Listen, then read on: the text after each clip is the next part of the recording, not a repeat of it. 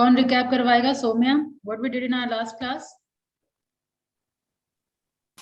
Ma'am partnership के बारे में बताएंगे और मेरिट डिमेरिट ऑफ पार्टनरशिप और distinguish between partnership, joint stock और sole proprietorship. I'm asking Soumya to recap.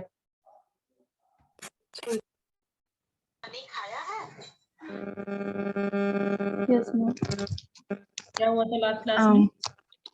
Ma'am पहले मेरिट्स और सोल प्रोप्राइटरशिप का Rest of you, please mute yourself.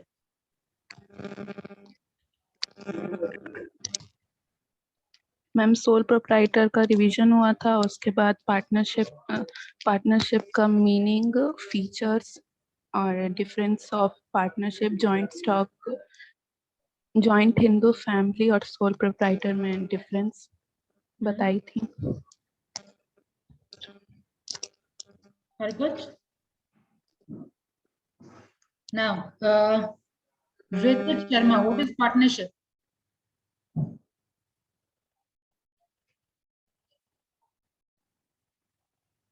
What is partnership?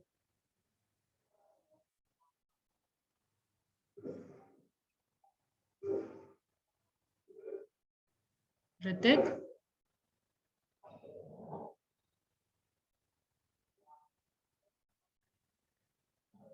Ritik, can you hear me? Let me know. Hrithik Sharma, roll 19, क्या आप सुन पा रहे हैं?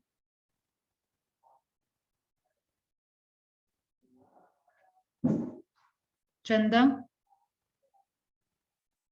Partnership क्या है? मैम बता रहे हैं। A partnership is formed by two or more members, each of whom is liable for the firm's debts. Two or more individuals may क्या form गया some. वो बताइए। चंदा, रीडिंग नहीं, रीडिंग मैम नहीं रही, एक्सप्लेनेशन है मास्टिक। आप क्या समझे वो बताइए। रीडिंग तो आप आराम से घर पे दे सकते हैं ना। इसमें दो पार्टनर्स, कम से कम दो पार्टनर्स होते हैं जो आपस में बिजनेस करते हैं और ज्यादा से ज्यादा 50 होते हैं। ठीक है, अकॉर्डिंग टू ये भी मेंशन करना जरूरी है। According to which act maximum number should be 50, according to which act? It does not mention partnership act. कौन से एक्ट में मेंशन नहीं? According to partnership act. ये बताया गया था क्या? कंपनी एक्ट में एस्ट्रिक करके लिख लीजिए, it is mentioned in companies act. Okay, partnership act में मेंशन नहीं है मैक्सिमम नंबर। नहीं लिखे थे क्या चंदा?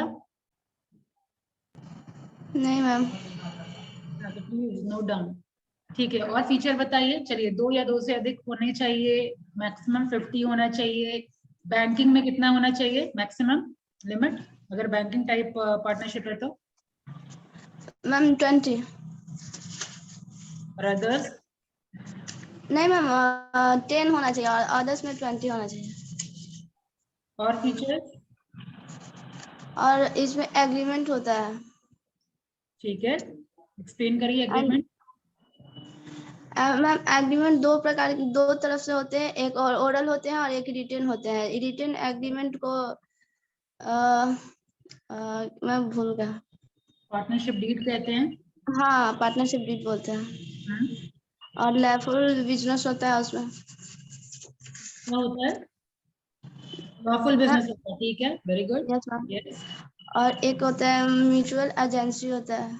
Very good. म्यूचुअल एजेंसी का मतलब क्या होता है? नहीं पता। किसको पता है? Roll number 20। म्यूचुअल एजेंसी का मतलब, ये इंपॉर्टेंट टर्म है पार्टनरशिप में, म्यूचुअल एजेंसी।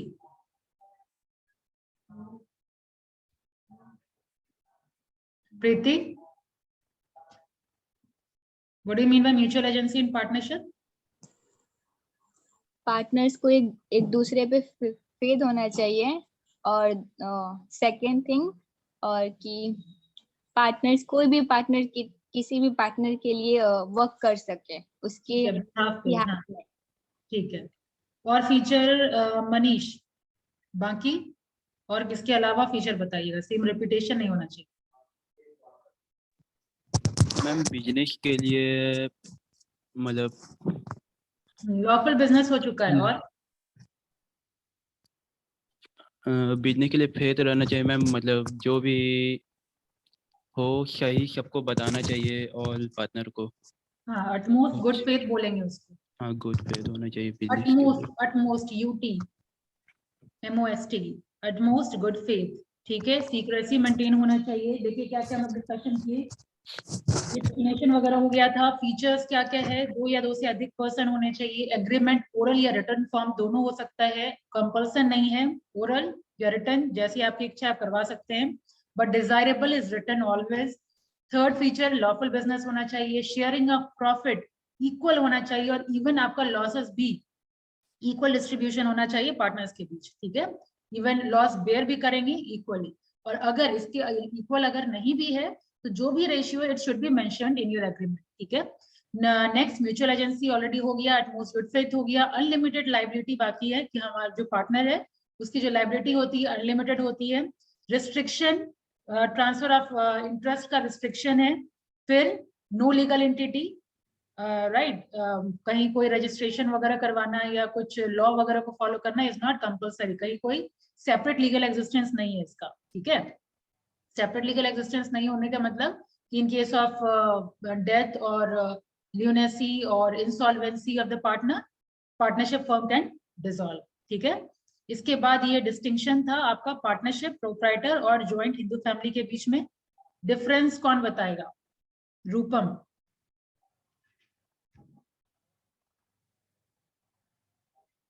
यहाँ तक डिस्कशन हो गया था, फटाफट रिकैप करिए फिर आगे बढ़ेंगे हम।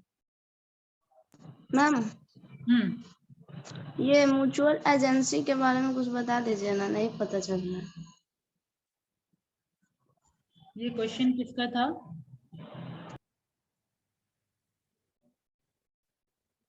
क्वेश्चन किए कौन? म्यूचुअल एजेंसी चंदा। म्यूचुअल एजेंसी मैंने बताया, जैसे मान लीजिए अभी आप लोग दिख रहे हैं, चंदा, सौम्या और मनीष और प्रीति, आप चारों के बीच में पार्टनरशिप है, मिलकर के सर्टेन बिजनेस आप कर रहे हैं, ठीक है। तो आप मान लीजिए मेरे साथ कुछ अग्रीमेंट अगर आप करते हैं तो ये 3 को भी आपको बताना है, और प्लस ये 3 भी लाइबल हैं। लाइबल है यानी जिम्मेदार है कोई चीज के एग्रीमेंट के लिए। जो भी आप प्रॉमिस आप कर रहे हैं थर्ड पार्टी को, मैं थर्ड पार्टी इस केस में, अगर आप मेरे साथ कोई भी प्रॉमिस कर रहे हैं तो ये 3 नहीं बोल सकते कि आपका एग्रीमेंट चंदा के साथ हुआ था, हम 3 के साथ नहीं हुआ था, तो we are not responsible. Mutual agency मतलब सब लोग एक दूसरे के बिहाफ में काम कर रहे हैं, आप अकेले रिस्पॉन्सिबल नहीं है चंदा, ठीक है। आपका जो भी प्रॉमिस है वो इन तीनों के बिहाफ में है, ठीक है। आपका जो भी बोली निकल रहा है वो 3 भी सहमत होने चाहिए इसमें, इसीलिए कुछ भी डिस्कशन करने से पहले या सर्टेन प्रॉमिस करने से पहले आप तीनों से डिस्कशन करेंगे, तब थर्ड पार्टी को आप सर्टेन एग्रीमेंट में इंटर करेंगे, ठीक है। Yes ma'am. जब हम किसी के बिहाफ पे काम करते हैं और बाकी पार्टनर्स भी उसके लिए लाइबल होते हैं तो उसको हम लोग म्यूचुअल एजेंसी कहते हैं। म्यूचुअल मतलब कोऑपरेशन, एजेंसी मतलब किसी के बिहाफ पे काम करना, ठीक है। म्यूचुअल मतलब क्या हुआ? एक दूसरे की सहमति, ठीक है। बाइफर्केट करिए जब भी किसी मतलब कंफ्यूजन हो थोड़ा भी, तो वर्ड को बाइफर्केट करिए। Mutual means what? एक दूसरे का सहमति, और क्या एजेंसी मतलब किसी के बिहाफ पे काम करना। क्लियर? यस मैम, ठीक है, थैंक यू। किससे क्वेश्चन पूछा गया था? रूपम। चलिए बताइए, distinction between partnership, proprietorship and joint Hindu family. बस बेसिस ऑफ फॉर्मेशन देखिए और फटाफट बोलते चलिए। मैम कल मैं नहीं थी, रजिस्ट्रेशन कराने गई थी कॉलेज में। तो बाद में जब क्लास में होता है आपकी रिस्पॉन्सिबिलिटी नहीं है देखने की कि क्या हुआ क्लास में? एक बार देख लें, फ्रेंड से पूछ लें। यामिनी, ठीक है यामिनी, आगे से ध्यान रखिए, अगर कहीं कुछ बिजी हो या अगर हम एब्सेंट हो सकते हैं, पॉसिबिलिटी है, but do ask from your friend की क्लास में हुआ क्या, ठीक है। थोड़ा अपडेटेड रहा करिए। यस यामिनी।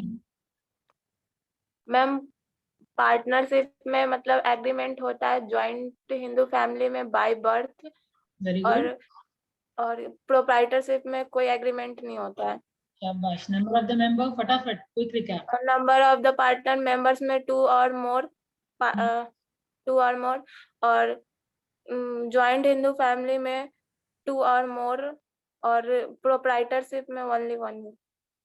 मैक्सिमम लिमिट नहीं होता यहाँ पे। इस तरीके से बताएंगे नंबर ऑफ मेंबर्स में। पार्टनरशिप में यहाँ पे तो स्पेसिफाई है ना कि नंबर ऑफ मेंबर 10 होने चाहिए, बैंकिंग में 20 होना चाहिए, अदर केस में 50 होना चाहिए मैक्सिमम। और अगर इससे ज्यादा है तो इलीगल एसोसिएशन हो जाता है। बट ज्वाइंट हिंदू फैमिली में कोई मैक्सिमम लिमिट नहीं है, ठीक है। और प्रोप्राइटर में तो खैर एक ही आदमी है ही। आगे बढ़िए, status of female. Status of female में मतलब पार्टनरशिप में इक्वल स्टेटस होता है। ज्वाइंट हिंदू फैमिली में ज्वाइंट हिंदू फैमिली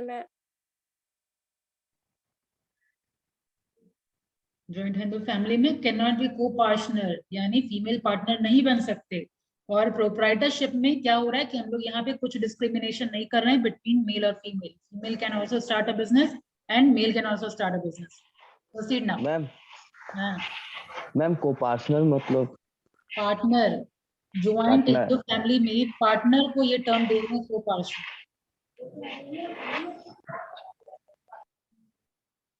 आगे बढ़िए। और मैम लाइबिलिटी ऑफ रिस्क में होता है मतलब पार्टनरशिप में अनलिमिटेड पार्टनर होते हैं और बियर रिस्क करते हैं, और जॉइंट हिंदू फैमिली में लिमिटेड एक्सेप्ट करते हैं, और प्रोप्राइटरशिप में अनलिमिटेड। रुक जाइए रुक जाइए रुक जाइए।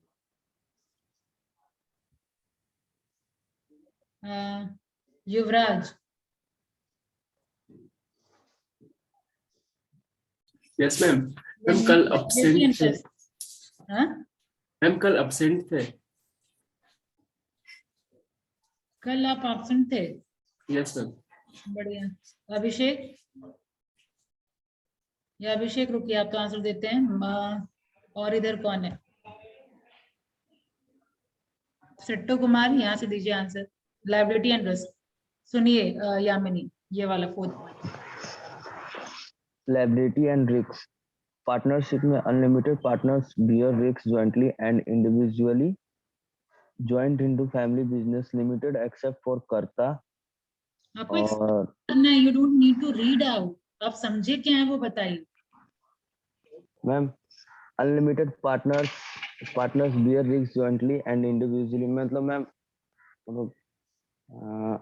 पार्टनर जो मतलब अनलिमिटेड रिस्क मतलब जॉइंटली।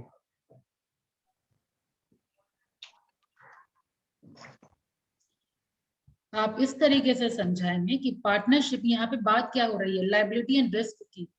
तो ऑब्वियसली हमारे पास रिस्क और लाइबिलिटी दोनों अनलिमिटेड है, ठीक है।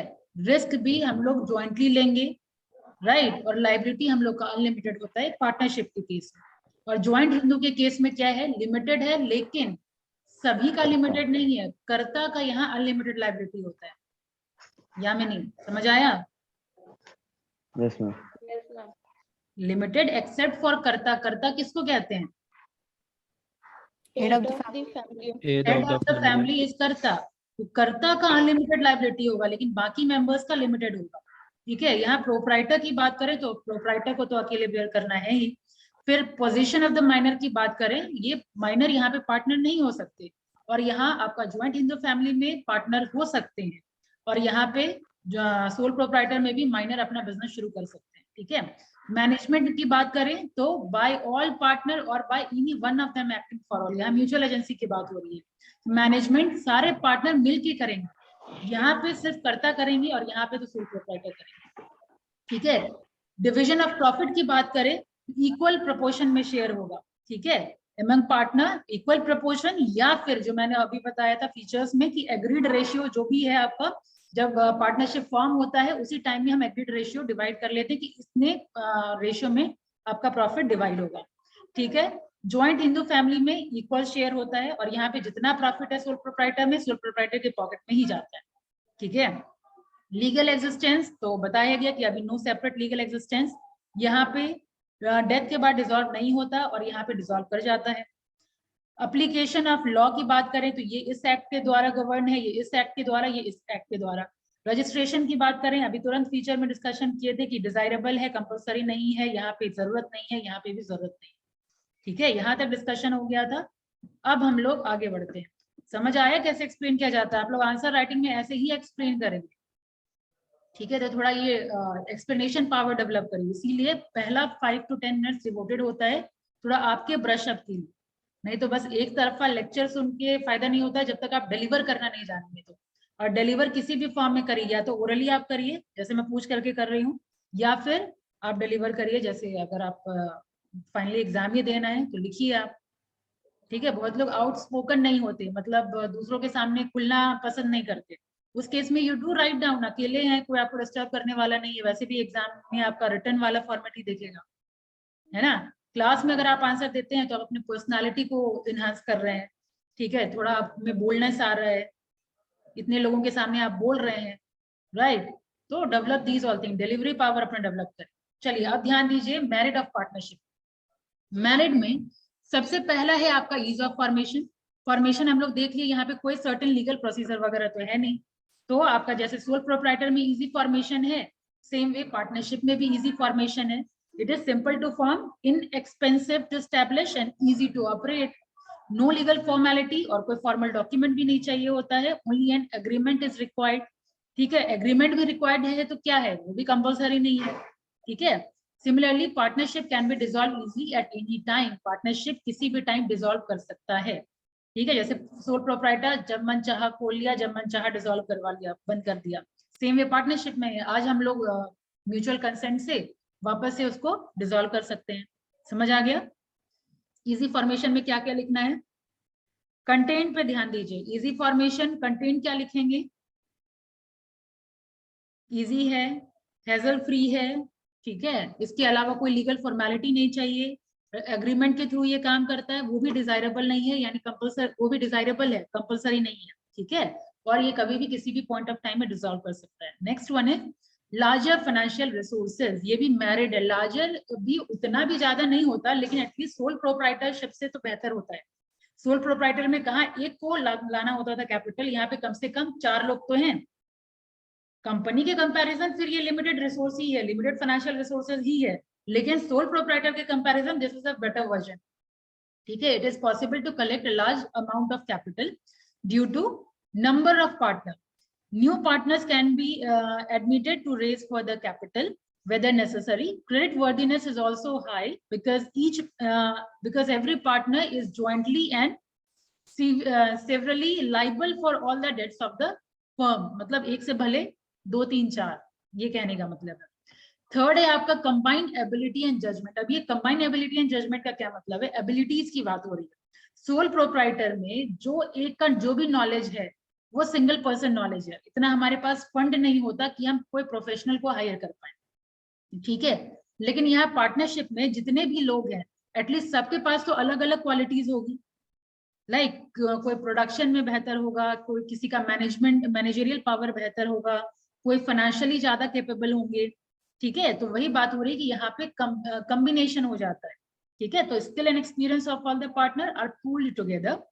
Combined judgment of several persons helps reduce the error of judgment. The partners may be assigned duty according to their talent, जिसमें जो काबिलियत है। लाइक अभी इस क्लासरूम की मैं बात करूं, किसी में मान लीजिए डिलीवरी पावर अच्छा है, किसी का राइटिंग अच्छा है, राइट, या किसी का मान लीजिए बेहतर मैनेजमेंट है, सारे में अलग अलग क्वालिटी होगा। लाइक अभी हाल फिलहाल में एक रंगोली कंपटीशन हुआ था, रंगोली में क्या था, किसी का स्केचिंग अच्छा होगा तो वो स्केच कर लिए, किसी का कलर फिलिंग बेहतर होगा, कलर फिलिंग कर लिए, कोई मार्केट से अगर कोई सामान लाएंगे, चलो मार्केट में अच्छा जान पहचान है। ठीक है, तो इस तरीके से पार्टनरशिप में भी होता है कि कंबाइन होता है सारा ability and judgment. Got, therefore the benefit of specialisation are available. Partners meet frequently and can take prompt and balanced decision.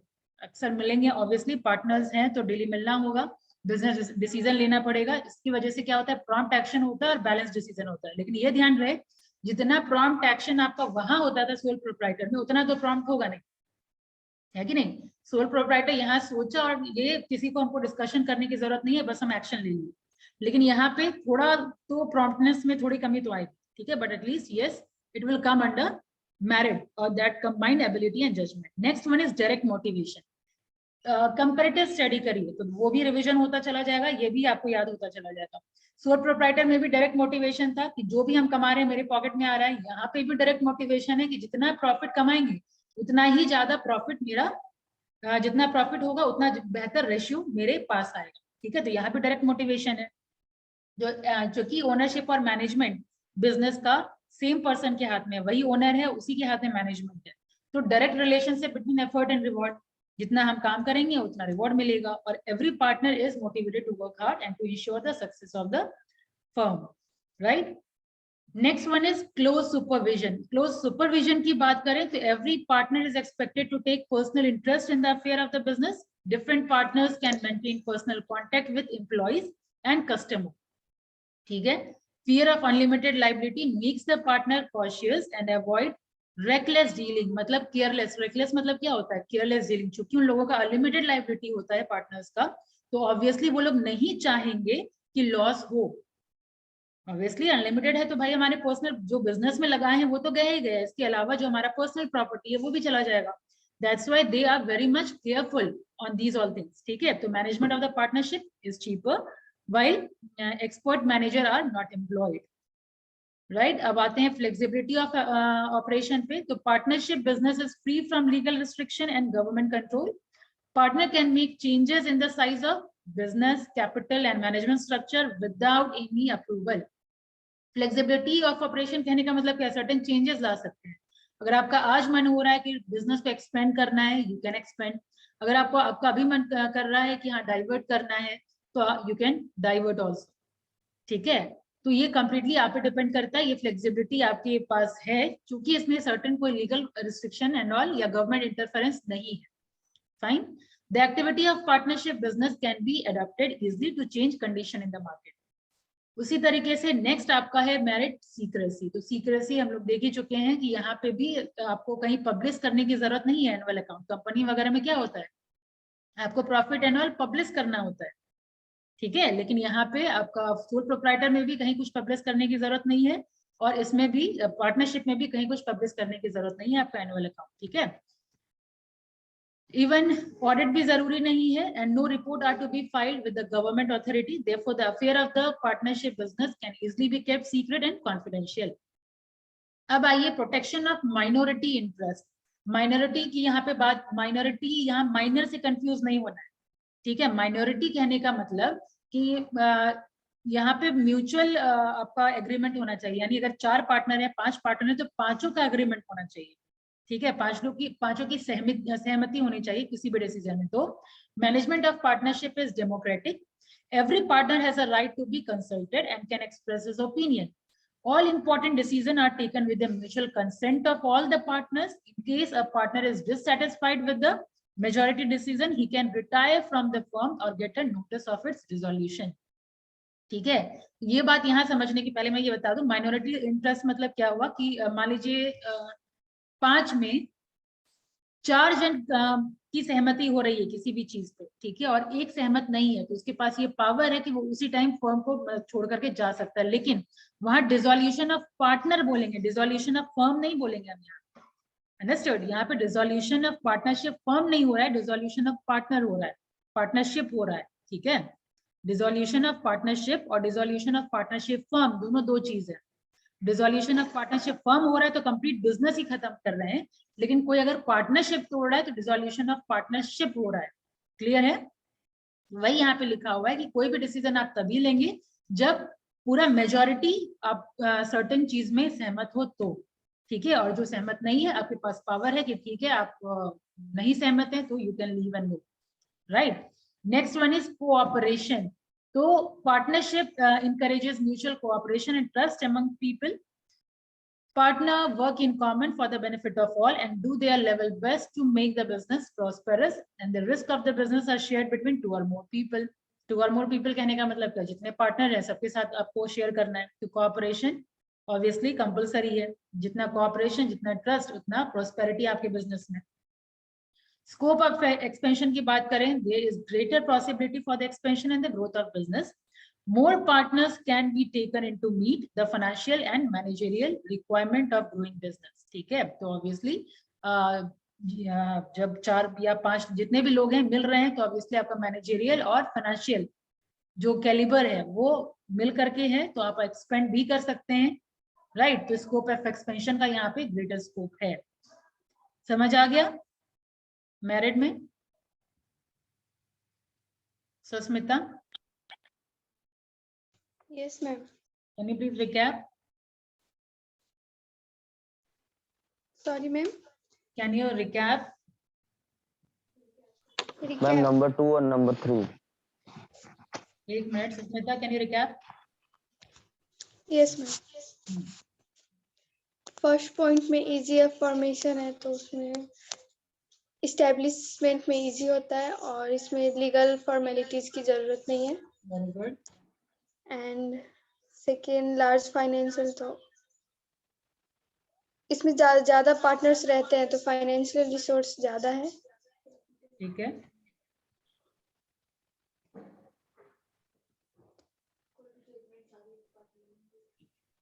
इसमें अगर कोई भी डिसीजन लेना होगा तो सारा पार्टनर्स मिल के लेंगे और जजमेंट भी एक साथ करेंगे। डायरेक्ट मोटिवेशन वर्जन चाहिए इसमें थर्ड पॉइंट में। वो लोग साथ में मिल के अच्छे से डिसीजन ले सकते हैं। जजमेंट का यहाँ पे एरर का चांसेस नहीं है क्योंकि जितने भी लोग हैं सब में डिफरेंट डिफरेंट कैलिबर है, डिफरेंट डिफरेंट क्वालिटीज है, डिफरेंट स्किल है, डिफरेंट एक्सपीरियंस है। ठीक है, तो ये combination of ability and judgement और बेहतर हो जाता है in comparison to sole proprietor. ठीक है, आगे बढ़िए। डायरेक्ट मोटिवेशन इसमें ओके युवराज, डायरेक्ट मोटिवेशन से बताइए।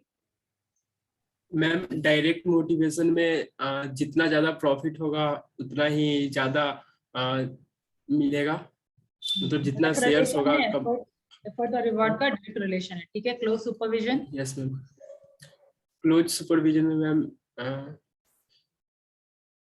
Interest in affairs of business. Ma'am इसमें जितने पार्टनर्स है वो अपना डिफरेंट पर्सनल कांटेक्ट और एम्प्लॉयज को रख सकते हैं। सुनिए, क्लोज सुपरविजन आप इस तरीके से समझिए, जैसे मान लीजिए किसी कंपनी में अगर हम हैं, ठीक है, तो वो कंपनी में ओनर इज समवन एल्स। ठीक है, तो ऑब्वियसली उतना क्लोज सुपरविजन नहीं हो पाता, लेकिन चूंकि यहाँ ये आपका बिजनेस है तो आप बहुत ही क्लोजली आप एनालाइज कर सकते हैं क्या सही जा रहा है, क्या गलत जा रहा है, कहाँ चेक करने की जरूरत है। ठीक है, क्योंकि मेरा यहाँ अनलिमिटेड लायबिलिटी, कंपनी में क्या है, अगर हम काम नहीं कर पा रहे हैं तो मेरे पास दूसरा ऑप्शन है। ठीक है, लेकिन अगर वो आपका खुद का बिजनेस है तो आप क्लोजली देखेंगे कि क्या प्रॉब्लम आ रहा है। ठीक है, आपके एम्प्लॉयज काम कर रहे हैं कि नहीं, कस्टमर सेटिस्फाई हो रहे हैं कि नहीं। ठीक है, तो आप ऑब्वियसली रिस्क बेयर नहीं करना चाहेंगे, राइट। तो कॉशियस होते हैं यहाँ पे पार्टनर, और कुछ भी केयरलेस डीलिंग नहीं करते। ठीक है, काफी केयरफुल रहते हैं। तो क्लोज सुपरविजन मतलब आप खुद से ही एनालाइज करते हैं कि कहाँ सही जा रहे हैं, कहाँ गलत जा रहे हैं। आगे बढ़िए। मैम फ्लेक्सिबिलिटी इन ऑपरेशंस, कोई लीगल एग्रीमेंट वगैरह का जरूरत नहीं है, लीगल रिस्ट्रिक्शंस नहीं है। संस्कृति 6 नंबर से flexibility of operation. Flexibility of operation में मतलब जो पार्टनरशिप बिजनेस होते हैं वो फ्री होते हैं लीगल रिस्ट्रिक्शन से और गवर्नमेंट कंट्रोल से। वो जब चाहे फ्लेक्सिबल ऑफ ऑपरेशन कहने का क्या मतलब, कुछ भी हम ऑपरेशन चेंज कर सकते हैं, चाहे तो एक्सपेंड कर सकते हैं। ठीक है, तो किसी की अप्रूवल की जरूरत नहीं है हमको यहाँ। ठीक है, अपना मैनेजरियल जो स्ट्रक्चर है वो भी चेंज कर सकते हैं, कैपिटल भी चेंज कर सकते हैं, राइट। कंपनी में क्या होता है, अगर आपको सर्टेन कैपिटल रेज करना होता है तो आपको रिटर्न देना होता है कि इतना कैपिटल मेरे को पब्लिक से लेना है, इतना कैपिटल मेरे को लगाना है। लेकिन यहाँ पे ऐसा कुछ नहीं है, यहाँ पे nothing is return over here. ठीक है, तो यहाँ पे हम बिजनेस को भी एक्सपेंड कर सकते हैं, कैपिटल भी अपने अल्टर कर सकते हैं, मैनेजरियल स्ट्रक्चर को भी अल्टर कर सकते हैं। सीक्रेसी,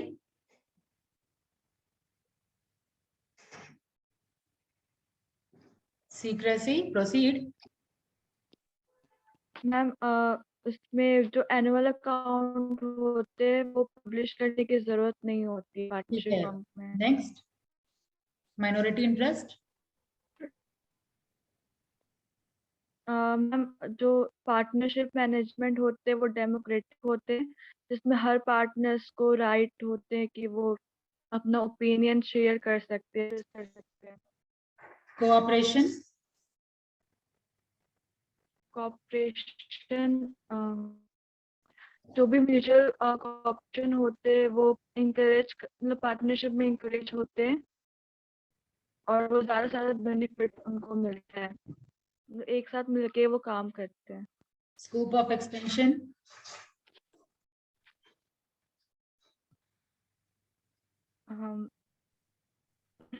उसमें स्कोप ऑफ एक्सपेंशन में जो भी एक्सपेंशन और ग्रोथ का रिस्पॉन्सिबिलिटी होता है वो ग्रेटर होता है, वो हायर होता है। अब फटाफट आते हैं लिमिटेशन ऑफ पार्टनरशिप में। तो जैसा अभी मैंने आपको बताया कि ठीक है फाइनेंशियल रिसोर्सेज तो है, लेकिन ये डिमेरिट में भी आ सकता है क्योंकि कंपनी के कंपैरिजन यहाँ पे लिमिटेड रिसोर्सेज है। वहां पे कंपनी में हम पब्लिक से तो पैसा रेज कर सकते हैं, लेकिन यहाँ पे हाँ मैम जो मेरिट पढ़ा है उसमें 10 नंबर और सेकंड नंबर नहीं समझ में आया है। 10 नंबर है स्कोप ऑफ एक्सपेंशन की पार्टनरशिप फर्म का ग्रेटर पॉसिबिलिटी एक्सपेंशन और ग्रोथ का। चूंकि इसमें लीगल फॉर्मेलिटी नहीं रिक्वायरमेंट है तो आप एक्सपेंड इसको कर सकते हैं। ठीक है, स्कोप मतलब क्या, स्कोप ऑफ एक्सपेंशन, या आप जैसे मान लीजिए आप कॉमर्स लिए हुए हैं, ठीक है, तो कॉमर्स का क्या स्कोप है, मार्केट में क्या स्कोप है, कितना अपॉर्चुनिटी है। Same it is talking over here also, partnership में एक्सपेंशन का क्या स्कोप है, कितना अपॉर्चुनिटी एक्सपेंड होने का। ठीक है, तो वही है कि ग्रेटर पॉसिबिलिटी एक्सपेंड होने का। और कौन सा point number second, larger financial resources यानी सोल प्रोप्राइटर के कंपैरिजन यहाँ पे एक जन नहीं का कैपिटल कंट्रीब्यूट कर रहे हैं, यहाँ पे जितने पार्टनर्स हैं 10, 20, 50 सब लोग मिल करके कर रहे हैं, तो ऑब्वियसली थोड़ा तो मतलब पूल तो बड़ा होगा ना, है कि नहीं। रूपम का क्वेश्चन था ना, यस मैम। समझ आया। Yes ma'am. ठीक है, अब लिमिटेशन की तरफ बढ़े। लिमिटेशन में सबसे पहला वही है, limited resources, there is a limit to the maximum number of partners in the firm, therefore it is not possible to collect huge financial resources. Borrowing capacity of the partner is also limited. A partnership firm may not provide the required technical and administrative skill. यहाँ पे क्या है कि चूंकि यहाँ पे 4 जन या जितने भी पार्टनर है उतने लोग ही कर सकते हैं और बोरोइंग कैपेसिटी भी लिमिटेड है, ठीक है, इसीलिए जरूरत से ज्यादा हम लोग फाइनेंस नहीं इकट्ठा कर पाते हैं। तो limited resource one of the limitation हो गया। अनलिमिटेड लायबिलिटी इज अगेन आपका लिमिटेशन, क्योंकि कुछ भी अगर प्रॉब्लम होता है तो कंप्लीट मेरा हमारा पर्सनल एसेट तक, प्राइवेट प्रॉपर्टी तक सेल हो सकता है। फिर uncertain life and lack of continuity कहने का मतलब यहाँ पे क्या है, चूंकि ये आपके पार्टनर सेपरेट लीगल एंटिटी नहीं है, पार्टनर की लाइफ पे या पार्टनर के इंसॉल्वेंसी पे या पार्टनर के रिटायरमेंट पे डिपेंड करता है। अगर पार्टनर ये 3 में से कुछ काम करते हैं, यानी इनस्टेबल हो गए, सॉल्वेंसी हो गया, ठीक है, या ल्यूनेसी हो गया, या रिटायरमेंट हो गया, या डेथ हो गया, इस केस में आपकी जो पार्टनरशिप फॉर्म है वो खत्म हो जाएगी। ठीक है, कंफ्लिक्ट की बात करें तो ऑब्वियसली जहां पे 4 जन रहेंगे वहां कंफ्लिक्ट होगा ही होगा, तो कॉन्फिडेंस एक दूसरे पे होना ये कंपलसरी है। ठीक है, कंपलसरी है, लेकिन डिमेरिट ये हो गया आपका कि यहाँ कंफ्लिक्ट का चांसेस अधिक है। ठीक है, next is risk of implied authority. Implied authority कहने का मतलब जैसे हम अभी समझे कि सब लोग एक जो काम कर रहा है उसके लिए बाकी पार्टनर्स भी लाइबल है, तो एक डिसऑनेस्ट पार्टनर अगर आ गया आपकी पार्टनरशिप फर्म में तो वो बाकी पार्टनर के लिए बहुत लॉस साबित होगा। ठीक है, वो हानिकारक होगा। तो रिस्क ऑफ इम्प्लाइड अथॉरिटी, ये जो इम्प्लाइड अथॉरिटी का है ना कि एक के लिए बाकी सब भी जिम्मेदार हैं, ये थोड़ा रिस्की हो जाता है। समझ आया। अब आगे बढ़ते हैं, लैक ऑफ पब्लिक कॉन्फिडेंस। तो पब्लिक कॉन्फिडेंस ऑब्वियसली कम होगा ही होगा, क्योंकि जब आपका कोई मतलब कोई गारंटी ही नहीं है कि आज आप हैं कल रहे ना रहे, तो ऑब्वियसली तो पब्लिक कॉन्फिडेंस नहीं हो पाता, आप ट्रस्ट नहीं कर पाते। Next is blocking of capital. Blocking of capital कहने का मतलब क्या है कि जब पार्टनरशिप फर्म में आप पैसा डालें, आपके पास ये अब हक नहीं होता कि कभी भी आप मतलब बिजनेस के बीच में आप पैसा विड्रॉ कर सकते हैं। ठीक है, वहां रिस्ट्रिक्शन होता है कि इतने टाइम पीरियड तक कोई अपना पैसा विड्रॉ नहीं कर सकता जब आप बिजनेस में लगा चुके हैं, तो आपका कैपिटल वहां पे ब्लॉक हो जाता है। ठीक है, तो ये था मैरिड डिमैरिड, यहाँ पे एक ही सिंगल टेबुलर फॉर्म में दिया हुआ है फीचर मैरिड डिमैरिड, राइट। तो अगर आपको एक्सप्लेनेशन आप सही से समझ गए हैं तो बस एग्जामिनेशन टाइम इतना दे करके जाइए, सफिशिएंट है। और आगे बात करें तो किसमें ये अप्लाइड है, partnership can very well be applied in the following type of business. कौन कौन सा बिजनेस, होलसेल ट्रेड में, रिटेल ट्रेड में, ये सब में लार्ज साइज कैपिटल चाहिए होगा, ठीक है। The capacity of single individual, मतलब सिंगल इंडिविजुअल को इतना कैपेसिटी नहीं होता है कि अकेला कैपिटल लगाए, तो पार्टनरशिप फर्म यहाँ पे काम करता है। Next is small scale and medium size industry where in the capital and the management skill are moderate and the risk involve is very high. Example industry producing product of everyday use, ये सारा जो है आप यहाँ पे भी partnership firm establish कर सकते हैं, इसमें भी पार्टनरशिप काम आता है। फिर आपका जो सर्टेन प्रोफेशनल फर्म है जैसे चार्टर्ड अकाउंटेंट, लॉयर, डॉक्टर, इसमें भी आपका पार्टनरशिप स्टैब्लिश हो सकता है। कॉमर्शियल सर्विसेज जैसे आपका एडवर्टाइजमेंट हो गया, ट्रांसपोर्टेशन हो गया, वेयर हाउसिंग हो गया, इन सब में भी आप पार्टनरशिप स्टैब्लिश कर सकते हैं। अब नेक्स्ट टॉपिक है आपका फॉर्मेशन ऑफ पार्टनरशिप, ये अब हम लोग करेंगे अपने नेक्स्ट क्लास से,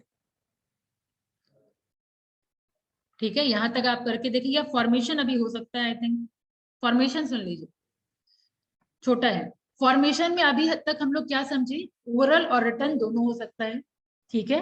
रिटन एग्रीमेंट को हम लोग यहाँ पार्टनरशिप डीड कहते हैं।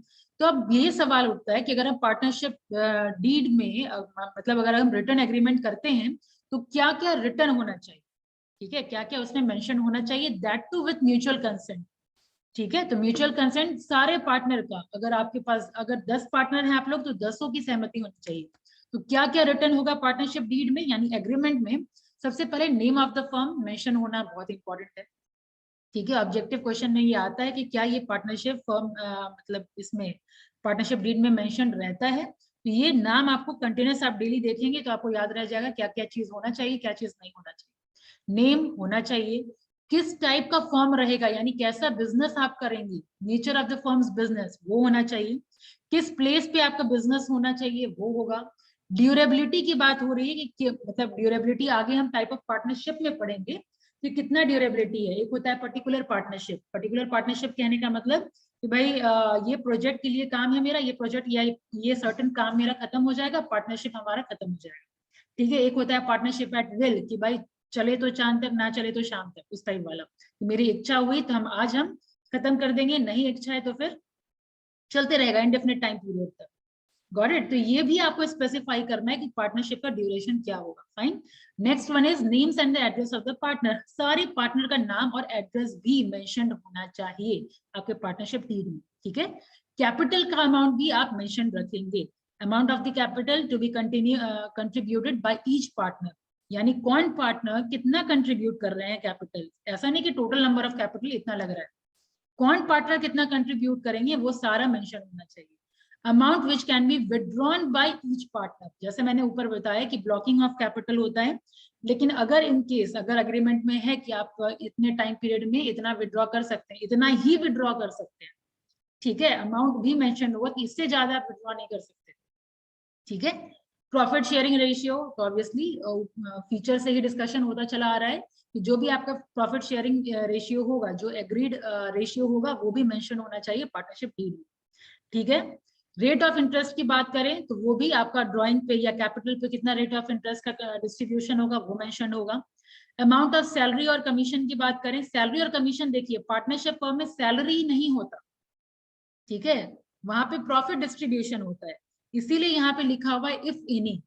अगर आप प्रॉफिट शेयरिंग में हैं तो फिर आप सैलरी और कमीशन वगैरह नहीं उठा सकते, लेकिन अगर सैलरी के लिए बात हुई है तो कितना सैलरी एप्लीकेबल है वो यहाँ मेंशन होना चाहिए, इसीलिए लिखा हुआ है यहाँ पे इफ एनी, यानी अमाउंट ऑफ सैलरी या कमीशन अगर है कुछ तो कितना पेबल होगा पार्टनर को वो मेंशन होना चाहिए, फाइन।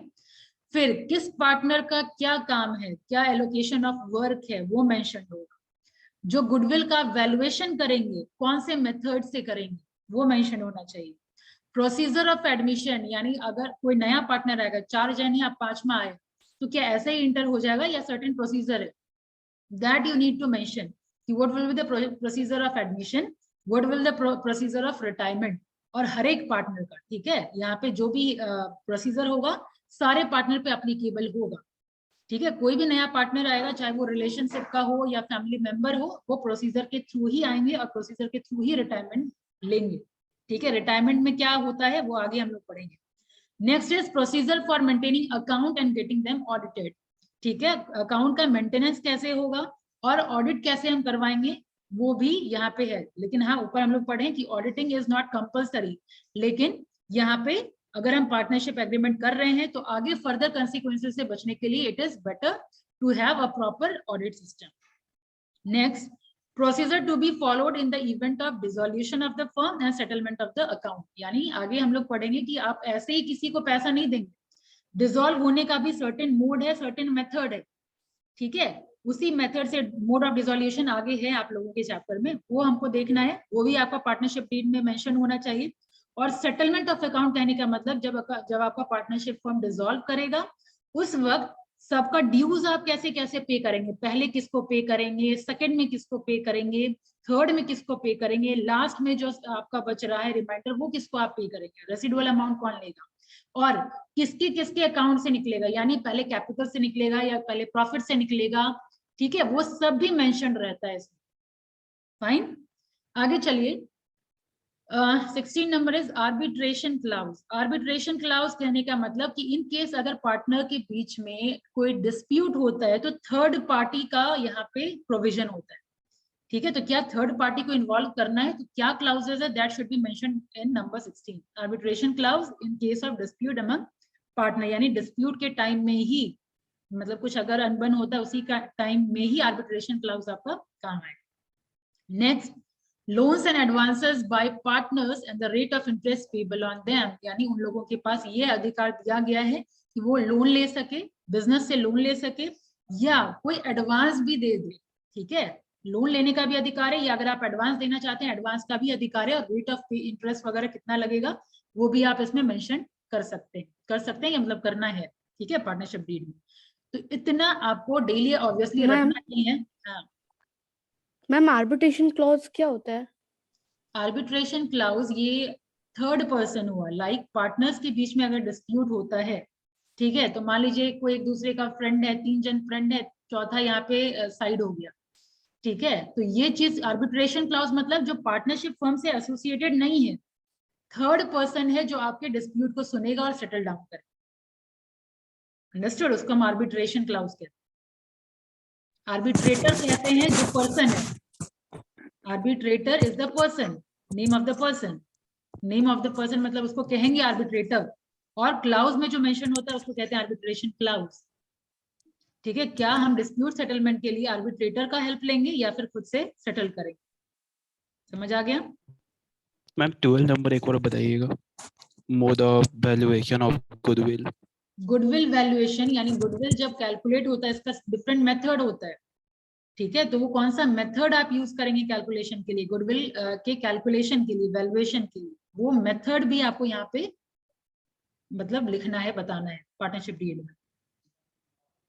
ठीक है, और कौन कौन सा मेथड होता है, ऑब्वियसली ये अकाउंटिंग का पार्ट है, बिजनेस एनवायरनमेंट में आपको नहीं पढ़ना है, लेकिन हाँ ये आपको मेंशन करना होगा कि कौन से मोड से आप कैलकुलेट करेंगे।